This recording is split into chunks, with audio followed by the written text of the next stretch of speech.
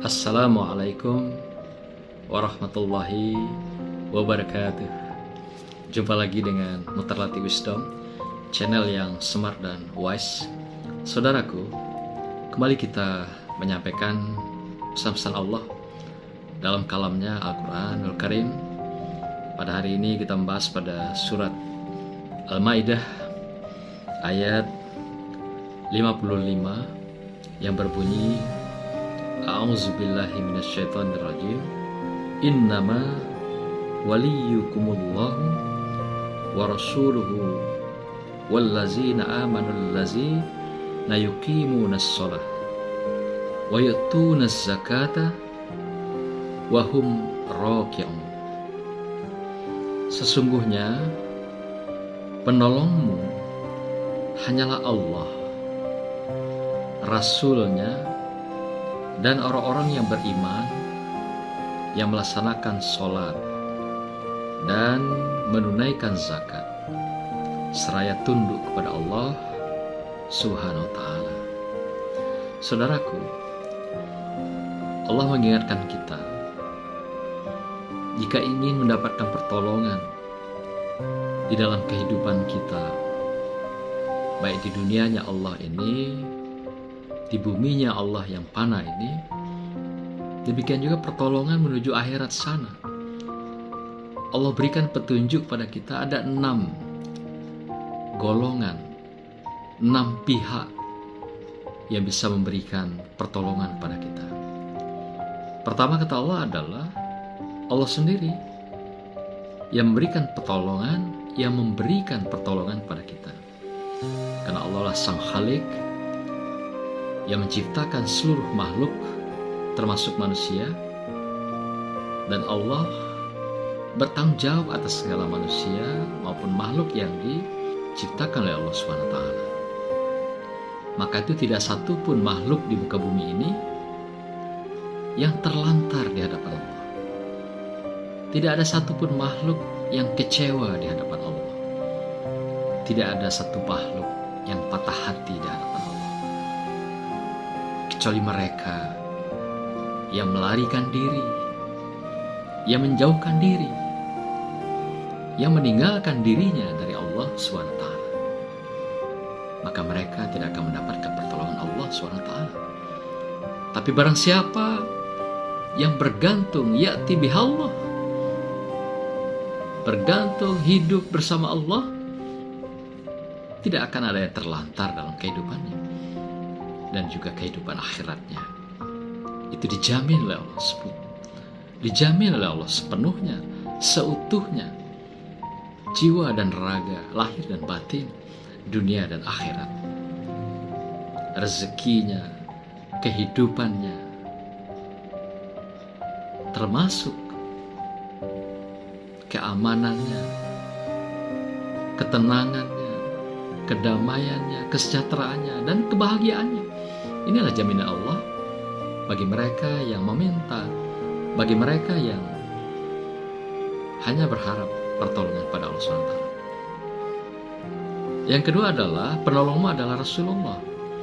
Rasulullah dengan syafaatnya, dengan kita berselawat dan bersalam kepada Rasulullah, insya Allah Rasul akan menjawab salam-salam kita, selawat-selawat kita. Dan insya Allah dengan salawat yang kita panjatkan, salam yang kita sampaikan, itu akan menjadi syafaat bagi kita di yaumil mahsyar, di mana tidak ada penolong kita selain Allah dan syafaat Rasulullah Sallallahu Alaihi Wasallam.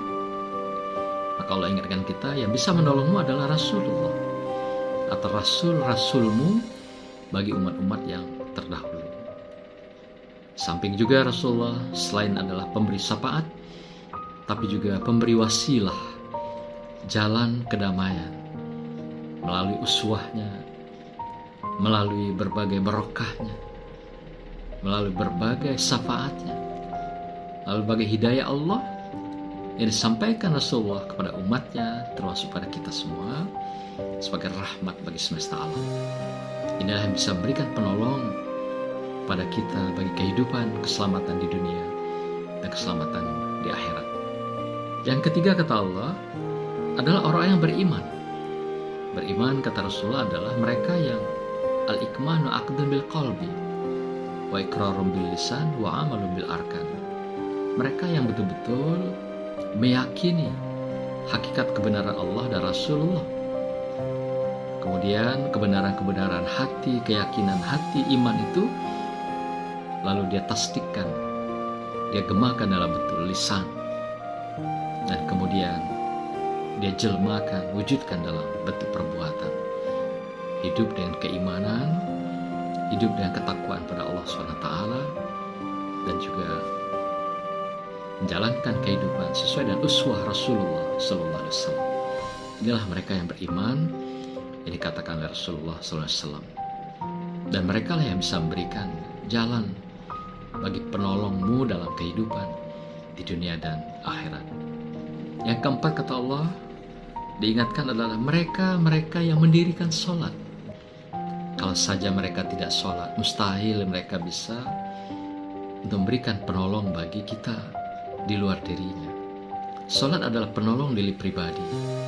Sholat adalah penolong bagi setiap individu dalam rangka menghancurkan perbuatan keji dan mungkar. Dengan sholat, seseorang membentengi dirinya dari perbuatan keji dan kemungkaran, dan menghancurkan kekejian dan kemungkaran itu dalam hidupnya. Manakala seorang tidak sholat, mustahil dia bisa menolong orang lain, mustahil dia bisa memberikan bantuan dan uluran pada orang lain. Artinya, kalau dia tidak takut dan tidak taat dan patuh kepada Allah, mustahil dia bisa memberikan pertolongan, uluran tangan untuk memberikan keselamatan di hadapan Allah. Maka itu, seseorang yang bisa memberikan pertolongan pada orang lain, kuncinya adalah dia bisa menolong dirinya dulu. Jika dirinya damai, maka kedamaian itu dia bisa berikan kedamaian pada orang lain. Jika dirinya sejahtera, maka dirinya akan bisa memberikan kesejahteraan pada orang lain. Jika dirinya bahagia, maka dia bisa memberikan kebahagiaan itu pada orang lain. Tapi kalau mereka berada dalam resah gelisah, berada dalam ketakutan, berada dalam kekhawatiran, berada dalam gundah gulana, tidak mungkin mereka bisa memberikan pertolongan kepada orang lain. Inilah Allah katakan, mereka yang sholat, artinya mereka yang patuh dan taat pada Allah, dan dia bisa memberikan juga pertolongan pada orang lain. Setidaknya pertolongan dalam ketaatan, keimanan, dan hidup bersama Allah dan Rasulullah. Yang kelima, kata Allah, adalah mereka yang melaksanakan, menunaikan zakat, yakni mereka yang mengeluarkan sebagian dari rezekinya, apakah dari rezeki profesinya, usahanya, dan berbagai sumber-sumber rezeki yang lain yang diberikan Allah, yang dianugerahkan Allah sebagai nikmat pada dirinya, dan dia ulurkan, dia keluarkan sebagiannya kepada orang lain. Apakah melalui zakat, apakah wakaf, sedekah, infak, itu semua adalah merupakan panggilan-panggilan ilahiyah, panggilan ketaatan dan kepatuhan pada Allah. Kalau tidak, mana mungkin orang mau mengeluarkan sebagian hartanya untuk orang lain? Mana mungkin orang mau mengikhlaskan sebagian rezekinya untuk orang lain, kalaulah bukan ketaatan dan kepatuhan pada Allah? Maka itu Allah katakan, orang yang sadar diri, tahu diri, mengeluarkan sebagian rezekinya untuk orang lain, itulah orang taat. Inilah orang yang patuh. Inilah orang yang beriman. Dan orang seperti ini bisa, kata Allah, memberikan pertolongan dan sebagai penolong bagi kehidupan orang lain. Ini jaminan Allah. Kita lihat siapa saja yang punya kepemurahan hatinya, pikirannya, uluran tangannya, itu selalu berbagi dan saling menolong orang lain. Dalam bentuk apapun yang diulurkan itu, inilah, kata Allah, yang bisa menolong dirimu dalam kehidupan di dunia dan kehidupan di akhirat. Terakhir, yang keenam, kata Allah, mereka yang bisa menjadi penolongmu yang hidup bersama Allah itu adalah mereka yang dikatakan yaitu orang-orang yang tunduk kepada Allah, yaitu wahum roki'un. Tunduk artinya tentu saja patuh dengan segala perintah dan juga taat meninggalkan segala apa yang dilarang oleh Allah Subhanahu wa taala. Nah, ketaatan, kepatuhan seperti inilah yang dikatakan Allah orang-orang yang tunduk. Selain tunduk dengan ibadahnya, dengan berbagai pengabdiannya, dengan berbagai kepeduliannya, dia merasakan bahwa dia adalah bagian dari kehidupan orang-orang lain. Maka itu ketika orang lain sakit, dia pun ikut merasakan sakit. Ketika orang lain menderita, dia ikut merasakan menderita. Jadi bukan membuat orang lain tambah sakit atau membuat orang lain tambah menderita. Maka itu kepatuhan dan ketundukan itu bukan saja selain kepada Allah SWT yang utama, tapi juga pengabdian itu adalah untuk sesama manusia.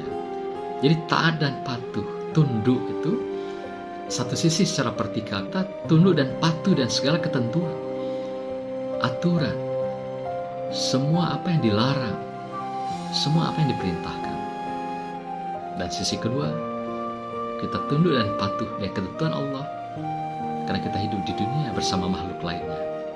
Maka itu mengikuti aturan-aturan yang ditetapkan Allah bagi kehidupan makhluk dan manusia, dengan manusia atau makhluk lainnya.